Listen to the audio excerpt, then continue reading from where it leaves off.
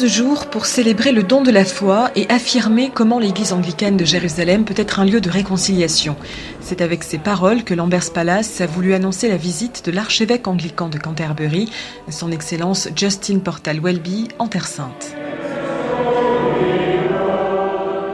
Pèlerins dans les lieux saints, mais pas seulement, de la Jordanie à Gaza, de la Galilée à Jérusalem et Bethléem, pour rencontrer les chefs des églises, les leaders politiques, mais surtout les chrétiens locaux, et leur donner une lueur d'espérance.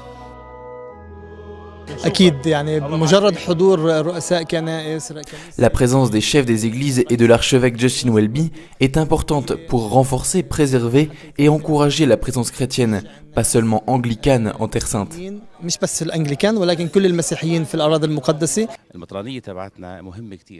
Sa visite est importante parce qu'elle renforce la présence anglicane et chrétienne. Les chefs des églises se sont réunis pour l'accueillir dans ce pèlerinage à dimension œcuménique. Sa présence ici nous aidera dans le futur, aidera les chrétiens locaux à rester ici. Ce partenariat important entre Jérusalem et Canterbury s'est concrétisé dans la journée du dimanche 7 mai, lorsque, durant la célébration œcuménique en présence des représentants des différentes églises chrétiennes de la ville sainte, le primat de la communion anglicane a reçu le titre honorifique d'évêque canonique du Mont-Carmel dans la cathédrale Saint-Georges.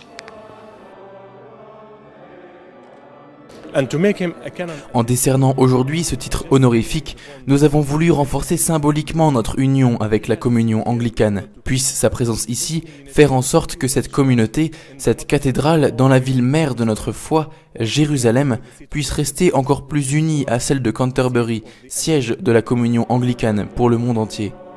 Une visite riche de signification et qui a voulu donner un peu d'espérance au milieu des nombreuses difficultés.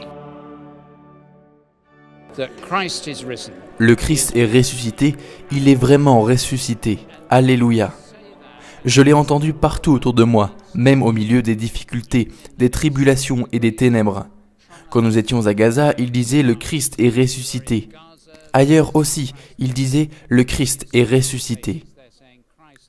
Nous savons qu'il y a l'espérance dans la résurrection, même si, en cette vie, nous faisons l'expérience des sacrifices et des douleurs qui semblent se concentrer, surtout dans cette partie du monde.